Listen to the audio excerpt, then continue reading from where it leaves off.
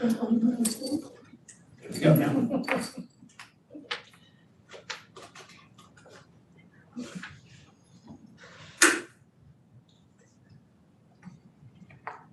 All right, welcome to the Natomas Charter School Board of Directors meeting for August 2022. I will call us to order at 5:31. Roll call vote, Karen Harding Davis. Here. Nita Kushal. Here. Sean Keen. Here. Gina Lee. Here. Dr. Mejorado. Here. Preeti Merchant. She will not be joining us today. Thank you. Jennifer Morgan, I'm here. Ashante. Here. John Cord. Here. Okay. And we don't have student. Not yet. Okay. Next topic, hearing of the public for items on the closed session agenda. Nothing received. Okay, we will adjourn to closed session to consider and or take action upon any of the following public employee performance evaluation pursuant to Government Code 54954.2. Administrative Representative Dr. Joe Wood. Adjourn to closed session at 5:32. All right, and the large conference room. No, you don't need it. I like that. Thank you. Did you bring the podium over? Oh, I don't know. Podium over?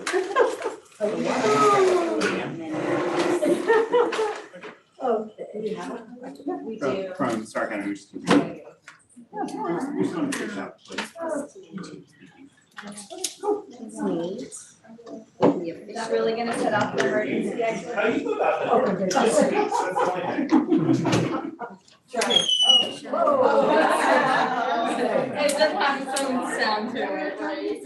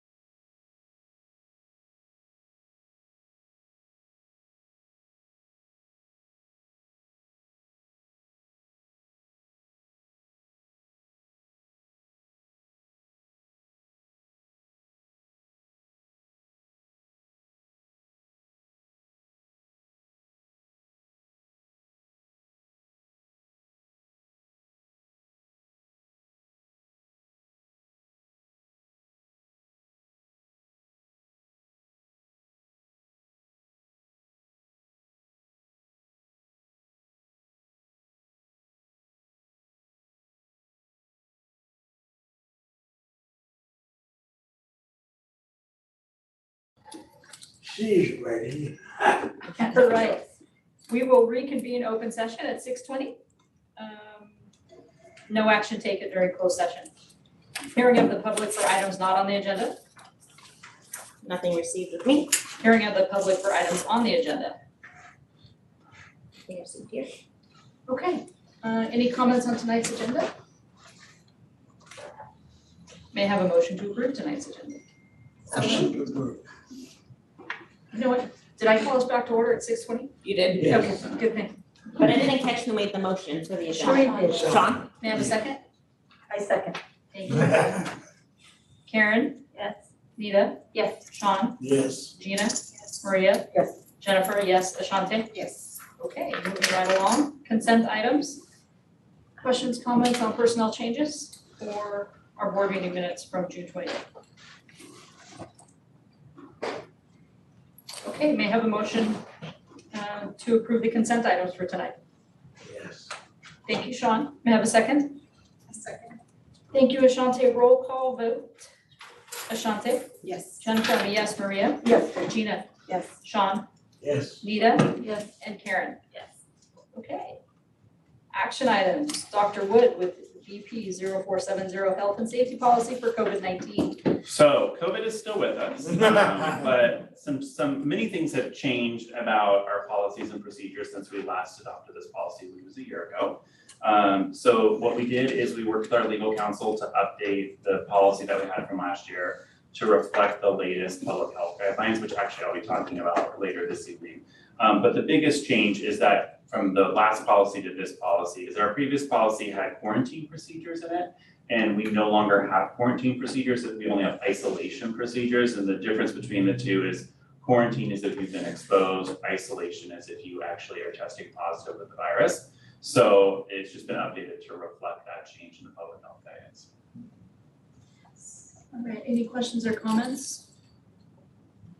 Okay, may I have a motion to approve board policy 0470 Health and Safety Policy for COVID-19? Motion. Mr. King, with our first, may I have a second? I'll second. Thank you, Nita. Roll call vote. Ashante? Yes. Jennifer, I'm a yes. Maria? Yes. Gina? Yes. Sean? Yes. Nita? Yes. And Karen? Yes. Okay. Moving along, board policy 6158.1, short-term independent study for site-based programs and independent study Fact Academy. Ms. Miriam. Okay, so there were some changes that needed to be made based on the updates in the independent study laws. And so we worked with our lawyers to make sure that all of the language was just right for the updates. There's not any significant changes in the requirements. We're hoping short-term independent study and independent study through Fact Academy will be more normal this year. Yeah, there were just small changes in language and making sure that instead of saying teacher, it said anyone who's supporting the student. Lots of language changes for the most part. One big difference we will see is that we won't have the daily video interaction with the students on short-term independent study. They'll still have access to getting support and help, but we won't have to do that unless they're over 15 cumulative days. So just adding to what Laura said, in many ways when the legislature updated the independent study laws for this coming school year, they sort of took us back to before the pandemic. There's been some other changes, but big picture is, I think last year's laws were pretty prescriptive and actually really challenging for a lot of schools to implement. We did a really good job, but there were quite a few schools that just sort of threw their hands up halfway through the year because it just became too overwhelming. And the legislature really recognized that in order for schools to be able to provide independent study, they had to streamline things significantly. So like I said, in many ways, it took us back to the way independent study used to be, where if a child is sick, they're gonna request independent study, a packet of work is put together for them, but there's not the requirement for that live daily interaction anymore. Questions, comments? Okay, may I have a motion to approve board? Let me read it. So board policy 6158.1, short-term independent study for site-based programs and independent study of ACT Academy. So moved. Approved. Maria. Gotta break this, gotta break this, gotta break this. Maria with the motion, Sean with the second. Got it, thank you. All right, roll call vote, Karen. Yes. Nita, Yes. Sean, Yes. Gina, Yes. Maria, Yes. Jennifer, yes, Ashante. Yes. Next up, state your Laura, board policy 6158.2, course-based independent study policy for early college academy. Yeah, so Early College Academy is on a different type of independent study. It's course-based. So it's like a different way to calculate the attendance. It's based on how much they're completing of the course and their progress in that. So we had to update that policy as well. Similar types of changes. And then is it this one? No, I think it's the next one. I'll get to that in a second. Okay. I thought they were bundled. We were eagerly await the update. May I have a motion, actually, comments, questions? All right. I have a question. Number 16, I guess it's on page 29. Right, am I close? Am I on the right, You get there. or is it later? Okay. Am I following? Yes. Okay, it says number 16, courses required for high school graduation or admissions to the UC or CSU shall not be offered exclusively through independent study. So my question is, like which classes or how many classes, I guess kids take at PFAA in person, or how does that work? So course-based, so what they're talking about there is the courses that align with UC A through G requirements. Right. And so part of the requirement is that you can't say the only way to take this class is through independent study. Okay, okay. So it's saying that there are other options, so they could take the class. So that similarly, we have Math 1 at the site-based and then Math 1 through BCA, Math 2, Math 3. So we're offering it, and so you can't force kids into only doing independent study. And so we're a little bit wacky because we're one CDS code, right? And so we're seen as technically one high school. And so we're just a little different in that we have the kids enrolled in ECA or PFAA. And so according to the laws, we have to say that that's not the only way that you can take a course. So it's just meeting the legal guidelines of how you offer courses to students. So when would students then take the face-to-face at PFAA? They can do that at any time. The students can take the dual enrollment or the Performing Fine Arts Academy classes as well. If it's available, if it's If open? it's available, if Is it's there open. This actually, like, this language in here for the laws has, like, they don't even understand that we have those two that the kids are co-mingling within. This is more looking at like a more traditional type of setting. And so, yeah, so they can absolutely take that. I was actually, they're doing orientations tonight. And so I was in there and they've got the forms there, and if you wanna take a class, you fill it out and do that, so. Yeah. Thank you. Thank you for reading. All right, thanks, Maria. Mhm. May I have a motion to approve board policy 6158.2, course-based independent study policy, early college academy? Motion to approve.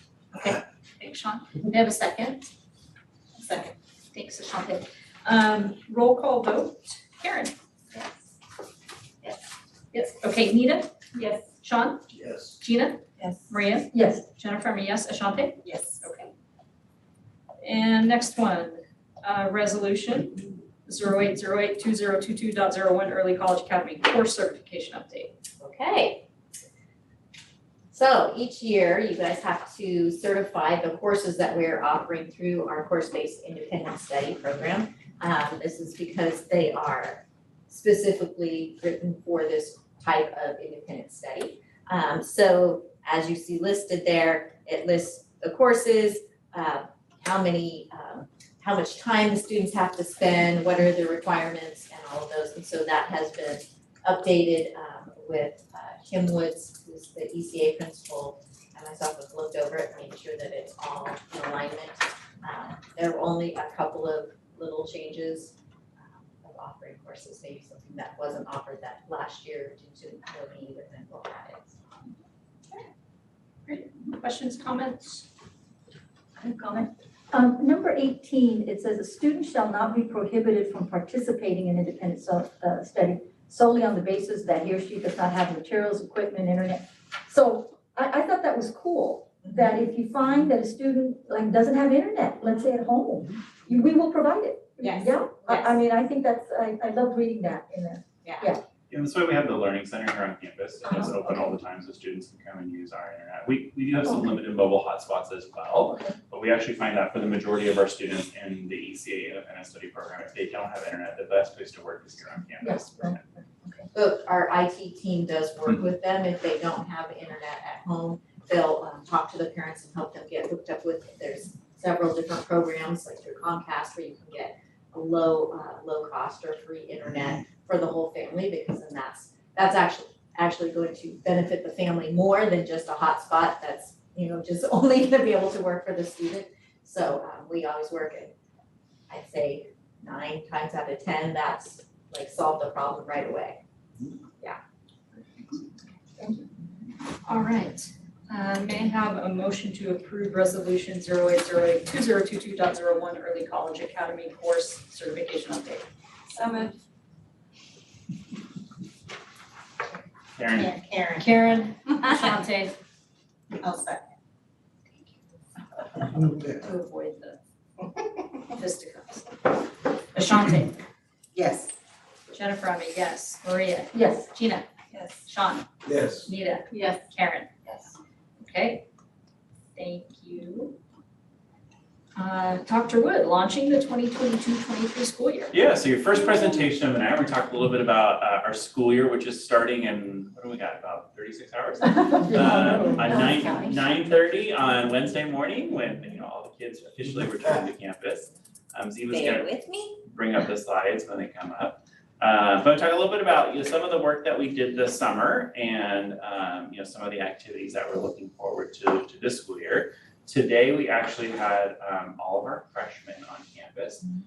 So for both PFA and ECA, and their parents were here as well. So it was exciting to see all the kids, and they seemed like happy campers and stuff. And I actually, as you all know, my child is an incoming 9th grader, and he had a birthday party this weekend. And I think one thing that says a lot about PFA and our students is the group of about 7 boys immediately saw each other, started hugging each other and telling each other how excited they were for school to start on Wednesday because they'd been hanging out together. So something I know I've never seen at other schools I've heard that, so that was actually very cool. So yes, welcome back. Not only is this, we're excited to start the school year, but this is a special year. This is our 30th year of operations. So you can kind of see in that little logo that's up there, really our theme for the year, you can go to the next slide, is that we're celebrating our 30 years. And you have a little picture here. This is actually, last year, this is our some of our leading edge students performing taiko drumming. And I chose that picture because leading edge is our original academy. It's the one that the school started with 80 8th graders that then grew over time, into the 1900 students or so we have today. Next slide. So we do have some graphics that are kind of floating around that you might see. So that tree graphic to the left, that actually was developed by Caitlin Kelly, who's our library media specialist here in the library. And it might be a little hard to see from your seat, but each of the branches of the tree are a different academy and the year in which the academy was started. And then the roots are our 3 pillars of innovation, accountability, and students first. These graphics actually are on the back of t-shirts that we purchased for all of our staff. And we actually will have for sale for families and for students through our our swag portal that we have online as well. And Ziva's modeling one up there. And then we have some little water bottle stickers to the right that we had developed as well. And just kind of really trying to market and celebrate our 30 years together. So moving on to the next slide. I love the tree. Isn't it beautiful? Yeah, she did such a wonderful job with the tree.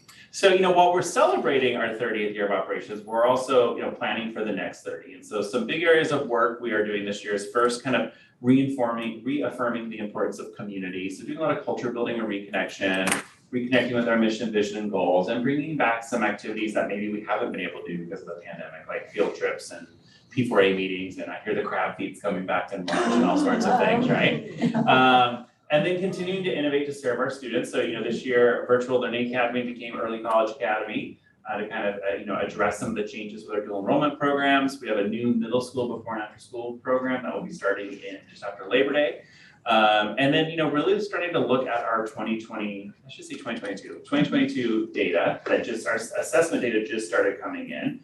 And we have some areas where we really held our own. We had some areas where we did. We had some areas where we grew, but it's important for everyone in our community to really understand this is our new baseline. What happened in 2018 and 2019 almost doesn't matter anymore. It's really what happened in 2022, because that becomes our new baseline for dashboard colors, future charter renewals, work that we're doing to support student, et cetera. Continue to build our MTSS skills and practices. We have some new artistic productions coming out this year. And then, kind of that third domain is really planning for the future.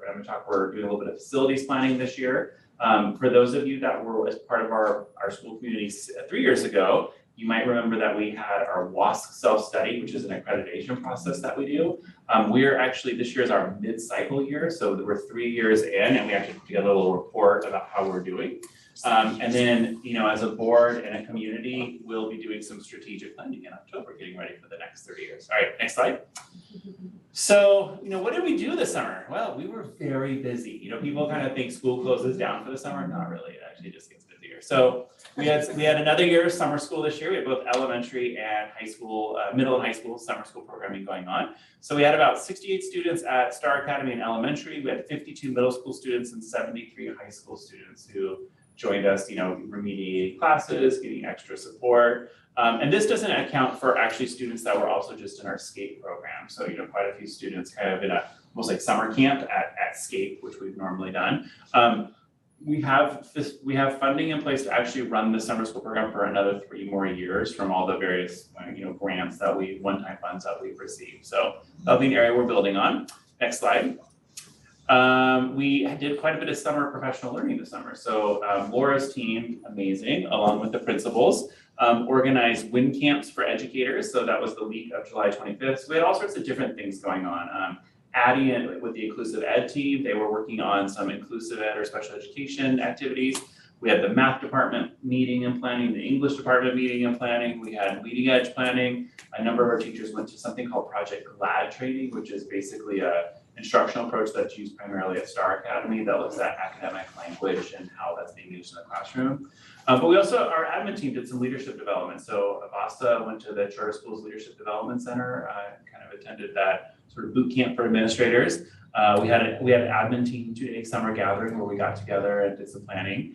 And then a number of our admin team also participated in the Sacramento County Office of Education, organized a community of practice for charter school leaders this year, kind of looking at 30 years of chartering and where do we go from here. Team Sun actually led that with Marty Martinez. It was a great opportunity for all of us. And then we've been having our Welcome Back All Staff Day. So that's actually a picture of our Welcome Back Day on Thursday. We really just talk about our focus for the year, COVID and safety training, making sure everyone feels better being back on campus, team building, et cetera. Next slide.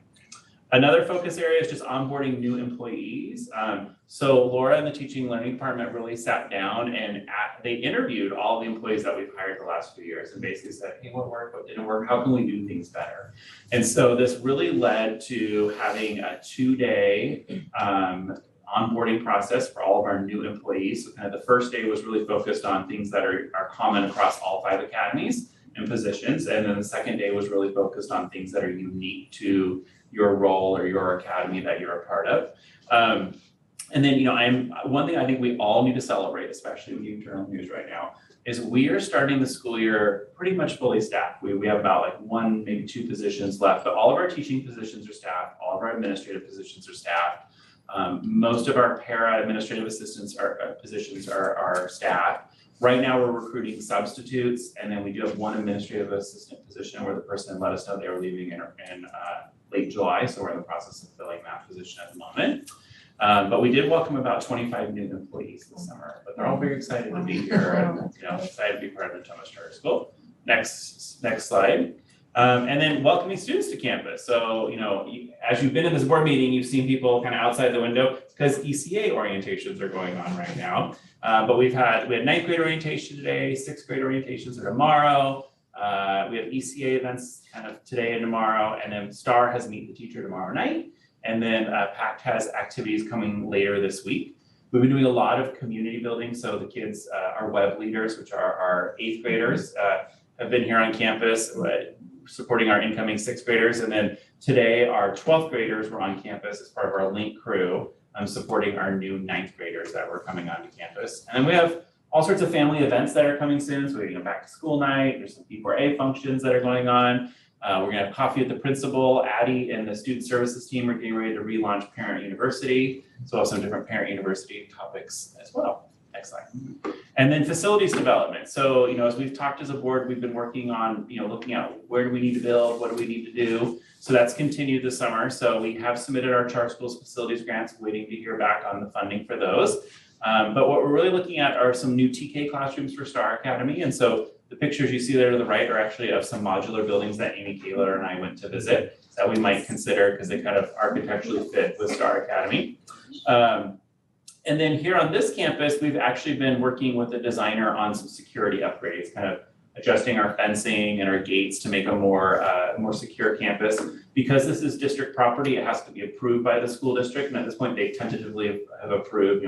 I shared with them, what we're planning on doing. So we're just going to be working with them on the DSA process, and then we need to do competitive bidding because this is a district school site. And then, we had summer work going on at all of our campuses. So there's a big deep cleaning that was going on. With some landscape prep that's happening. There's 25 yards of bark delivered over at Star Academy, and there'll be more coming. And then I want to give a shout out to Anita. We had our summer student work program this year. We had 3 students, right? A total of 4. Four students that were working for us. Custodial, IT, and business office, right? Or just custodial and IT. Yeah. And it's been great to have them on campus. I think we definitely will bring that program back in the future. So, High school or high school college? students, yeah. So it's juniors and seniors. Yeah. They're very excited and stuff too. So we're circling back with them to get feedback on the program and stuff. But hopefully we'll be able to do it fall break, maybe. Yeah. All right, moving us along. So COVID, it is still here. Using the same approach that we used last year, humility, kindness, community, and conviction. Next slide. So a little bit about procedure. So that kind of crazy design to the right, that's the Sacramento County Public Health decision tree that we follow whenever we're dealing with positive cases on campus. So where are we at? So when it comes to masking, we're still kind of where we were at the end of last school year. Indoor masking is strongly recommended, but it is optional. In terms of isolation procedures, still the same protocol of if you test positive for COVID, sort of the default is that you're going to be home for 10 days, coming back on day 11. But there is an ability to sort of test out. So after day 5, you can take a COVID test. If you test negative and your symptoms have resolved, you can come back to school early, but you do need to wear a mask through day 10, and then your isolation is sort of officially done at that. Notifications, we're going to start the school year kind of how we ended it, where if there's a positive case in one of your children's classes, you get an email just saying, hey, your child may have been exposed. That is actually something we don't officially need to do anymore. California Department of Public Health has said that you can just send out like monthly notices like, hey, COVID is still in our community.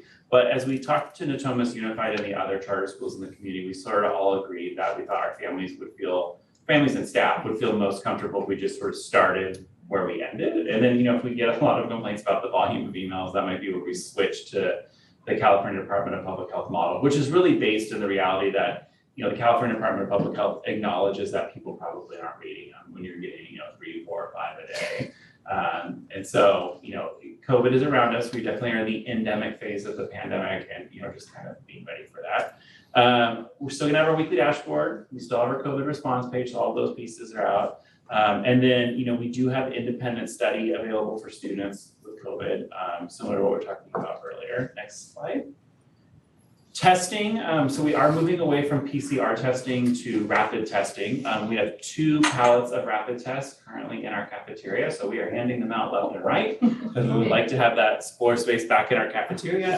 And we've been told that there's lots more available. So we from what I'm hearing, I think we're going to kind of get like a monthly shipment of over-the-counter tests that we can hand out. Vaccinations still remain optional for both students and staff, but remember there's the public health order in place for employees or for workers that they have to test weekly if they are not vaccinated. That is still in place. We're hearing it might change, but it hasn't changed at this point. So we have, I don't know the exact number with new hires, but somewhere between 5 and 10 employees that are testing weekly.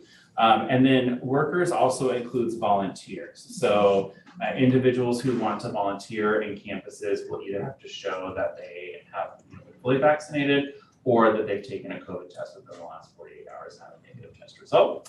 And then in terms of reporting outbreaks, basically we only contact the public health department now if 10% or more of a given class or grade level has tested positive in the past 2 weeks. So it's, you figure at the elementary grades, it's basically if there's been 3 kids in the case of 2 weeks. And then at the middle and high school grades, it's if there's been probably in the neighborhood of 10 to 15 within that grade level in that academy over the past 2-week period. And really, it's just so that the public health department can possibly recommend additional procedures, but it doesn't really change necessarily what we're doing. They just may say, oh, we recommend, the Sunday before everyone comes back to offer a testing clinic or something like that. So with that, those are just some of the quick highlights. Next slide, sorry. I have a question. Yeah. On the workers testing, does that still need to be a PCR? No, it can be a rapid test. Okay. Yeah, it can be any type of test. So what we're planning on doing is providing at-home tests to all of those employees, and then they test each week and provide a test result to Christy, our school nurse, on Wednesdays. So. Okay. All right, so I did mention our theme is celebrating 30 years. So I just kind of wanted to close out with what we closed out with as a staff. And so we were talking about, what's the vision of Natomas Charter School? And we have some very nice language in our charter and in our one page about preparing students for an indeterminate future that we all really love. But sometimes when we're trying to summarize it, really what are we trying to be here? We're trying to be the best embodiment of what it means to be a public school. And we talked a little bit about how, in Natomas, we happen to be located in the most racially, linguistically, and religiously diverse community in the nation. And we also happen to be a community that has quite a few LGBT families and students. And so it gives us a real opportunity to be a model for schools, not just in our area, but across the entire nation. And we're thinking about how do we help students be prepared to shape that positive future, or positively shape that future, whether we're thinking about it through democracy, the lens of economics, or the lens of just general kindness. We have a real opportunity to be able to kind of, really model that for everyone. So what does that mean in terms of actions for us this year? So the first thing we talked a little bit about, next slide, sorry, is the importance of seeking out leadership. And the picture here is of our cast of In the Heights, who you guys actually met at a board meeting. And what we talked a little bit about is it wasn't the fact that they won the Rita Moreno Award that was so powerful. It was the way in which they won the Rita Moreno Award, and that they really showed leadership in the sense that there was literally a moment where we had 6 schools sitting together and 5 were sort of daggerizing at each other, because it's a competition, it's kind of cutthroat. But the Natomas Charter School kids were like, no, that's not what we're gonna do. We're gonna actually come together and get to know each other. And they actually had everyone get organized into a circle and actually, what school are you from? Like, what are you happy about? And so that idea of looking for opportunities to seek out leadership, whether it's our students seeking out leadership or us as individuals, as adults seeking out leadership. Next slide. And we borrowed this quote that Addie had in an earlier presentation, but this idea that we all can be heroes, right? Because a hero is a person really intent on making this a better place for all people. Next slide.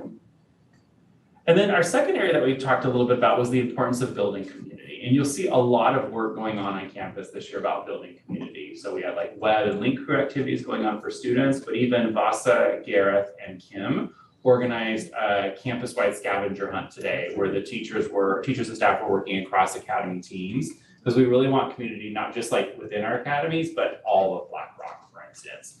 And why we're doing that, so kind of going to the next slide here, is first and foremost, when you look on the research at like what moves the needle on academic performance, the number one thing, it's actually, if you look at this little circle, this little half circle right here. So this comes from a study by a researcher named John Hattie. And what his team really looked at is they did a meta-analysis. So they looked at all of the different things that you can do in education and sort of what were their outcomes on student learning. And you can see like all the way to the left, if you read the words in the red zone, it says like summer vacation, retention, lack of sleep, boredom. So those are things that actually have adverse effects on student learning. So a long summer break, while really nice for going on vacation, is not the best for student learning. If you look all the way on the other side, the thing that's actually most powerful is something called collective teacher efficacy. What collective teacher efficacy is it's educators coming together, first having the belief that they can actually improve student learning, but really coming together as a community and dialoguing and discussing student data, providing suggestions to one another, saying, oh, I have this student in my class and I tried all these things on reading, but I just don't know what to do. And Maria's in my group, she's like, oh, have you tried X, Y, and Z? That has actually been proven to be the most effective thing. And so at our school, when we talk about MTSS structures, we're bringing teachers together and they're weekly disaggregating data and talking to each other. That's why we're doing that. Or when we talk about professional learning communities and teachers and educators coming together and brainstorming how they're going to serve kids differently, that's why we do it. It's not just a nice or a good thing to have. It's actually, from a research standpoint, it's literally the best thing that we can do to support students and move that needle in terms of academic achievement. But we know it can't happen if those individuals that are in those meetings don't have a relationship with one another. Because if you're meeting with teachers that you don't trust, or you feel like, oh, I don't want that person to have better test scores than me because then this is going to happen. Well, then we don't have collective teacher advocacy. So it's one reason why we're really doing a lot of community building. Next slide.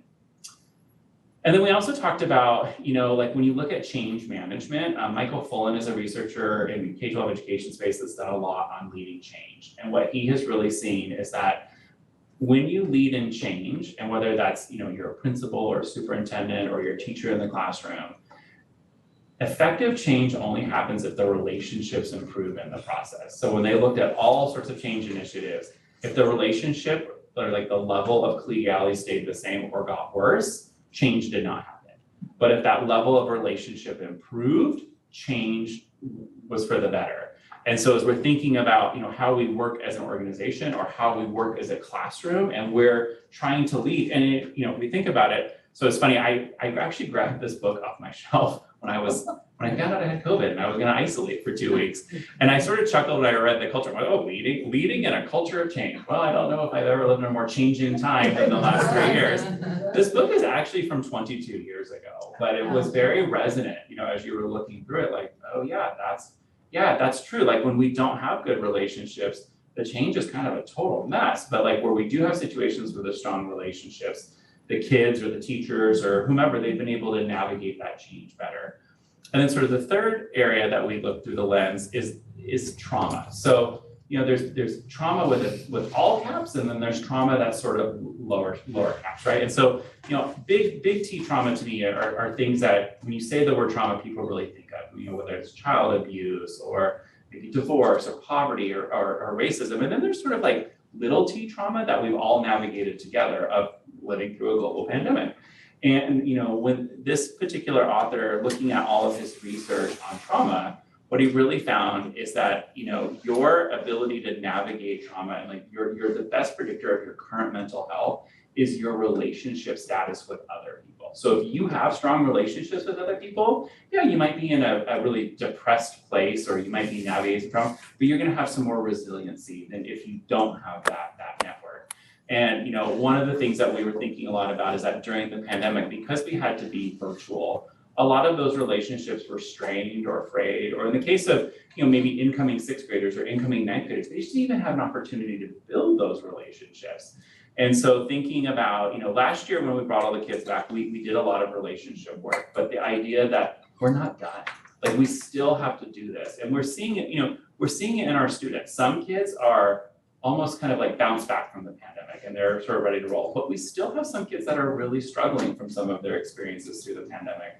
And so kind of that whole idea of community building really comes down to those 3 areas. If it's gonna help us improve student achievement by teachers having a strong relationship. It's gonna help us navigate this period of change that we're all going through by having strong relationships. And for individuals that are navigating trauma, whether it's big T trauma or little T trauma, the importance of those relationships and being able to talk about those experiences is so important.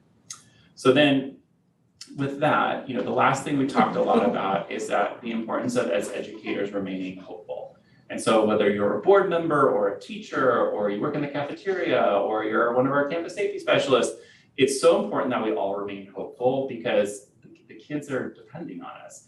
And this picture right here, every single one of those students is now a high school student. I was gonna say, that looks like. Yeah. Oh. So like the girls that are to the right that are up close, they're seniors, they were web leader, or they were link crew leaders today. And then those kids to the left that are a little bit younger, they were the freshmen that they were leading today during link crew. But this idea that, we have to remain hopeful for them. You just turn on the news, you can find 5 different reasons to be jaded and depressed about the world, right? Yeah. But as educators, we can't really let ourselves go there because there's 1,900 students at this school that are really depending on us not to do that.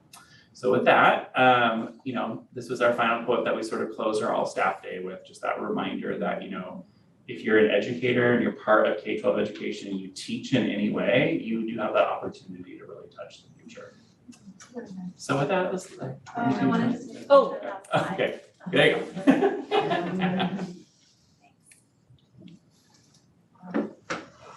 So you got a little dose of our all staff. That was. I'm excited about that. Yeah. I mean, just knowing you talk about middle schoolers and the high schoolers, but looking at the kindergartners come in, right? I had a kindergartner coming in and it took a while for them to navigate through the pandemic. So all this that's come in is amazing. Yeah. I think it will definitely help the little ones too. All right, thank you, Dr. Wood. You're welcome. Enrollment report. Enrollment report. So, from the soft and touchy-feely to the fun data. So numbers. So, as we are 36 hours away from the start of the school year, our enrollment is actually looking very, very strong. So the numbers that were in your packet, those were pulled on August 1st, and that really is just a moment in time. They've already changed since August 1st. So I actually went through the data on Friday. Leading edge is basically full at this point. PACT is full with a waiting list. PACT is partially full with a waiting list just because of staffing. We are sort of taking the approach with PACT of we're gonna budget on the whites of everyone's eyes. So when we see the students, we see them coming through orientation and they do all materialize, then we probably will add an extra educational advisor so that we can start pulling some people off the wait list. It doesn't have a lengthy wait list, it has about 8 students on the wait list as of Friday. PFAA is actually starting the year exceptionally strong. So we budgeted PFAA at 750, but we're starting with 762. And that's partially because so many freshmen, so when typically we have about 108 eighth graders that graduate at the end of 8th grade, and we might typically lose around 30 of those students. This year, all but I think 12 chose to remain. But in the meantime, we had already offered 40 spots, which is a part of our normal process. So, typically we would start the beginning of school year freshmen like around maybe 120, 125, and we have 132. So we're kind of, like all the other grade levels, kind of waiting to see, do these students, materialize and show up. But 9th grade is very, very full. But then even in the high school grades, 102 seniors, that's actually quite a few seniors for us to start with. We might be in the 95 to 99, at this point here. So over the last few years, we really have retained a high degree of our PFA students. Star Academy, when we put this together, they were 593 just because they're in the middle of operating spots. They're full with waiting lists. Star Academy has anywhere between 57 students in one grade level on the waiting list up to 186 in kindergarten. So we could have a whole second Star Academy just off the number of kids that are on the waiting list for Star Academy. And then Early College Academy, starting very healthy as well. We budgeted at 100. They're looking to have 110 to 112 actually as of Friday. But we'll sort of have to, kind of once again, do the students really show up? What happens? So over the next week, what we'll really be doing is, making sure that all the students have actually shown up on the first day of school, and then following up with students who haven't shown up to find out, did you forget school started on August?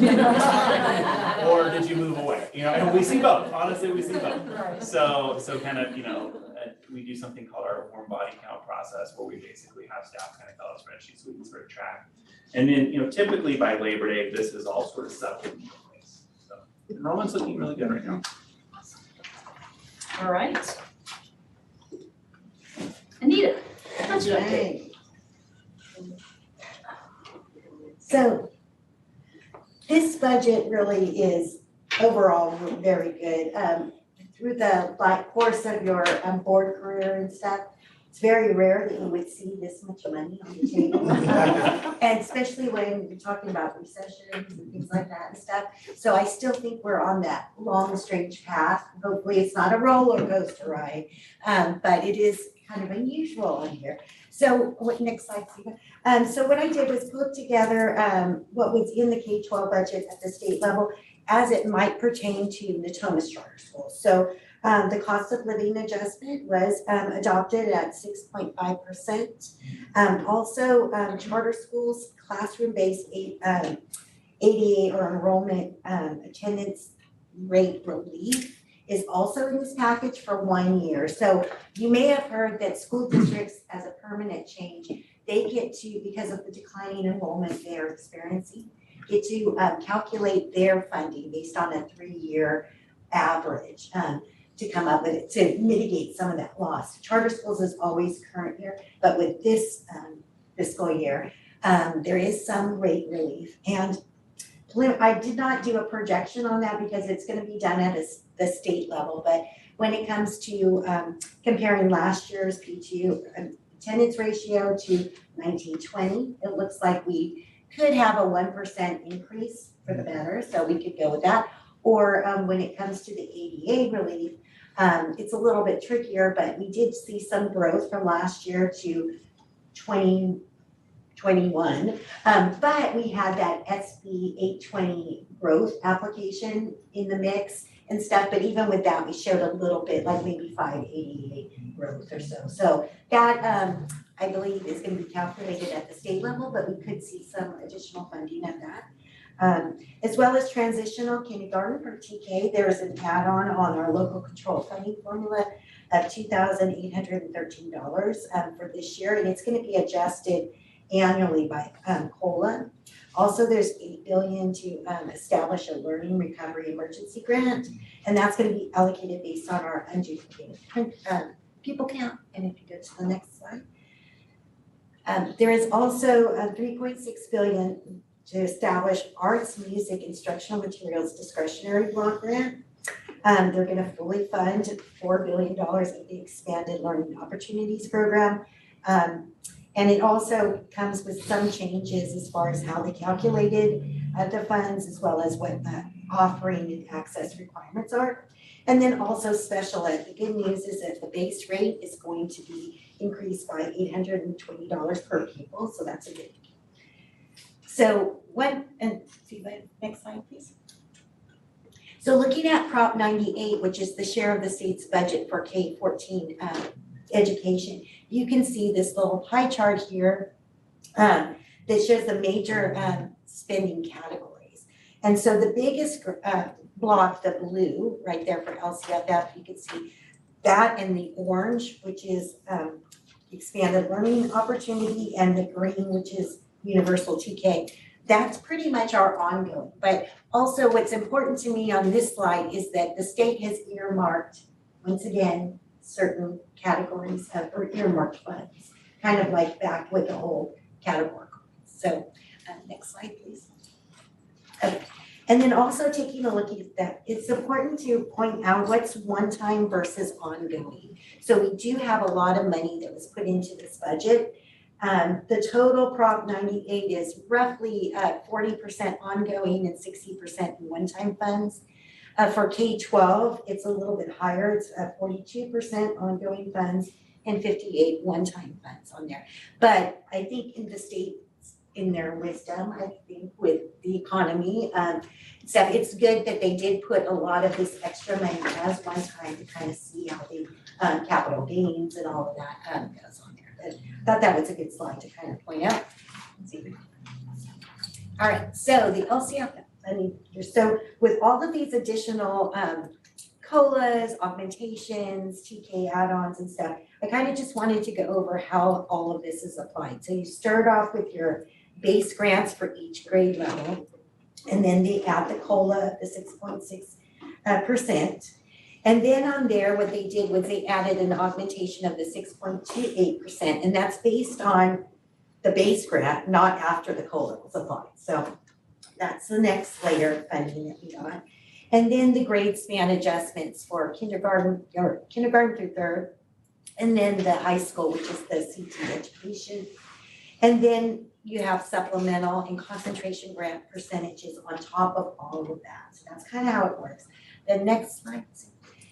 So in dollars and cents, here's the table of basically the, starting off with last year's base grant, adding the COLA, and then the additional augmentation of the 6.2%. Then you get an adjusted base amount, then the grade span average. And then after that, I 20% for supplemental add-ons based on unduplicated count. And then concentration grant went from 50% to 65%. Unfortunately, we don't qualify for that, but still. But if you notice, just in the TK column, after all of that, the adjusted base for next year is over $10,000. That's kind of amazing on that. So you can look at that. So what does that mean for us? So after using the new, the new calculator hasn't come out, but our estimates are that for us, it's going to be about $10,736 per pupil for over $19 million. So it's an increase of over $1,254 per ADA. Now, that's when you compare last year's and stuff too. So if you go to the next slide, Stephen. So with our adopted budget, based on this adjustment, it's gonna mean an additional $442,000 roughly additional dollars compared to what we budgeted at adoption time. So we did use the 6.5% COLA. We did use an augmentation on top of that of about 3.29%. But when we add the full 6.28%, that's how we get the additional funds of $542,016, and that is ongoing money. So now if we look at the TK, this is part of now the Lcf calculation. So in order to maintain the TK ratio, this add-on, they're gonna give us $2,813 per TK 88. And so you can see this picture here is just showing you start off with your base grant for Garden. It's gonna add on the grade span adjustment and then the additional $2,800 on top of that. So we're talking over $12,000, almost $13,000 for TK. And so adding 75 TK students with 2 new buildings would help us out financially too. Right. So if you go to the next slide. So that means that with our calculator, we're estimating $64,136 of these additional add-on funds, and that's based on 22.8 projected TK88. So that's basically just one class on there too.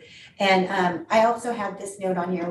We need to determine if this is going to be embedded in the LCFF. Since then, yes, it is. We found that out. We're also getting an additional $25,000 for our planning implementation grant. We do not have to adopt a new plan for that as long as we spend within the plan that you adopted last year for planning purposes. Next slide. For the Learning, Recovery, and Emergency Grant, basically this is going to be distributed by the 21-22 P2 ADA and multiplied by our UPP rate, which is our unduplicated pupil count. It's one-time in nature. We must report interim expenditures by December of 2024 and also December 2021. It does not mention adopting a plan. We do have through fiscal year 27-28 to spend all the funds. And if you see that 1.24 million generated for Natella's charters. And so if you go to the next slide, these are the allowable uses on here. So you can increase or stabilize instructional and learning time, decrease or stabilize staff to pupil ratios, close learning gaps, pupil supports to address other barriers in learning, instruction for credit deficient students, and additional academic services. That's a broad spectrum that the legislators have given us and stuff too. So we'll be really focusing on what we can do with that, but it gives us a lot of flexibility. If you go to the next slide. The next big chunk is the Arts, Music, Instruction Materials One-Time Block Grant. And it's intended to be distributed per pupil using last year's P2 ADA. We do have to adopt a plan for this. At a regularly scheduled public meeting, we have to encumber all funds by 25-26. And again, that's 1.2 million for the terms charters. And so if you go to the next slide, the allowable uses, you can standardize, align professional development, instructional materials. Instructional materials for professional development align with best practices, improving school climate, digital literacy, physical education, and learning through play. Diverse book collections and cultural relevant texts in English, people's home languages and combination of languages, operational costs, and COVID pandemic related supplies. So that is also very broad as well too. Or the expanded learning grant, I put this slide on here just to kind of remind, the calculation pretty much stayed the same, but if there's going to be a per pupil amount, which is roughly about $2,500, times the TK through 6 ADA for prior year classroom-based only, and then a prior year UPP percentage to get your total allocation. So for Natomas Charter School, it's over 419,000 on that.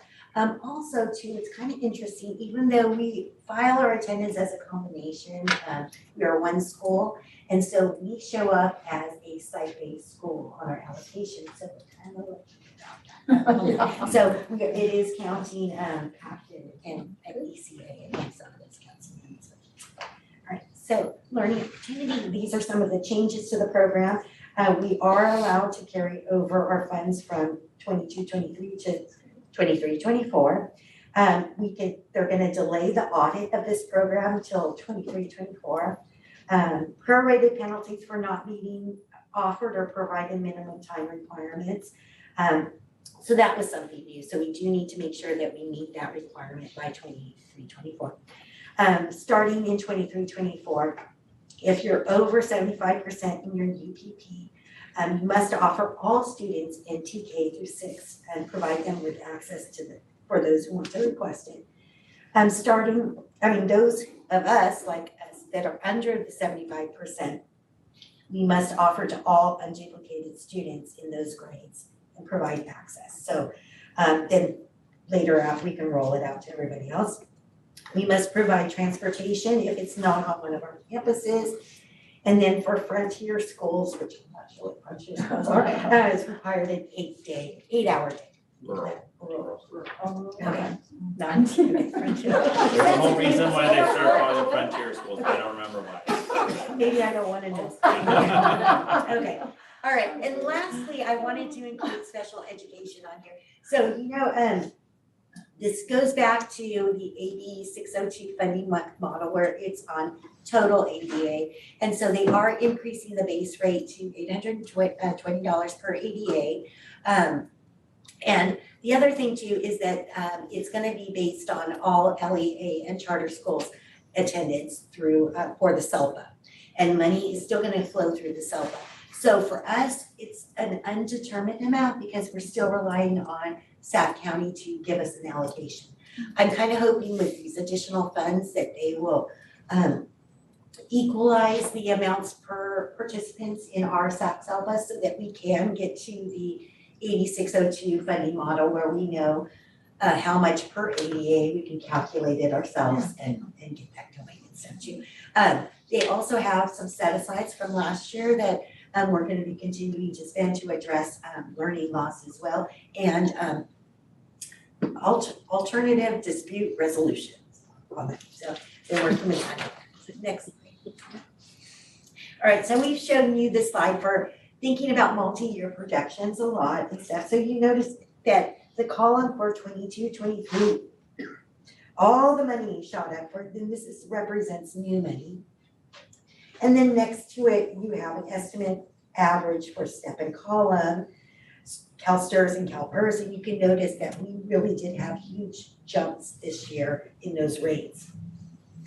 Then also factoring in inflation costs, and then the box with the little dots around it is always special education, the unknown, as far as what students will get, what needs and stuff. Then moving on to the next year, you can kind of see that, well, we're not getting as much money and stuff too. STRS and PERS rates have flatlined, which is a good thing too. So they're kind of topped out in this year, and hopefully if the budget at the state level holds, we will see that those rates will continue to stay flat. You still have inflation to deal with and step and column increases, and then you can see that the question for special ed contribution almost matches the prediction of the new money that we're getting. And then the third year out, you can see not as much money as the other 2 years. We still have step and column costs and inflation costs. And then this is where in that third year out, possibly special ed contributions could increase the new money coming in. So it's just something to think about as we're making decisions today or the future for tomorrow. So, which leads me to our next steps for planning the future. So number one on here is part of our strategic goals is to attract and retain staff. So one of the things we'll be looking at is determining, can we give, what increases can we give? Some of the ideas we're need to address and stuff too is addressing minimum wage requirements, percentage of increases for all salary schedules, addressing compensation study findings that we presented to you last year, increase maybe some stipend add-ons for high demand positions to be competitive in our athletics, and health and welfare cap increases. But I also included on here just an estimate for all staff to do a 1%, including statutory benefits is about $157,000. And then I just put a little note there that $157,000 on the third year out costs us $177,000 on that piece and stuff too. Our step and column, our step and level adjustment and stuff per year runs between $450,000 to $500,000 and stuff too. And that's the progression on the salary agreement for the staff. So next, Eva. Okay, so I also included this minimum wage slide because we thought we addressed our $15 minimum wage and stuff, but due to some increases in inflation and stuff, it triggered another 50-cent increase starting January of 2023. That's in this year. And then also you can see the table where it goes projected to go up to $17.60. So that is something that we can't get around, you know, we'll need to address that. And it could be that if we look at doing some compensation increases, it will address some of these right there. Next slide. But besides that, we also want to look at taking our time developing spending plans for these new one-time monies. We don't have to spend them, you know, really fast. We have a couple of years, we can spread them out. How to look at maximizing and the greatest flexibility of what we can do for those funds. We also want to talk about facility needs and stuff, what Joe had mentioned before, technology replacements or maybe additions, as well as other infrastructure needs on that. So we do have an opportunity to use some of these one-time monies on some of these areas as well too, on that. And with that, I'll open up for questions. Yeah, that description you had with the steps. Yes. Very helpful. Okay, good. Thank you.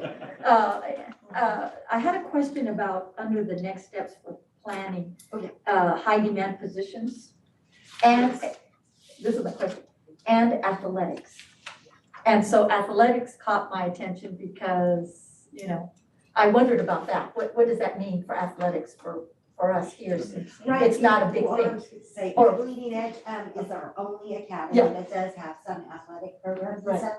But working with our athletic director, Mr. Shane here and stuff too, and the academy principal and stuff, they did some studies really looking at the surrounding districts and trying to get the walk-on coaches that we need.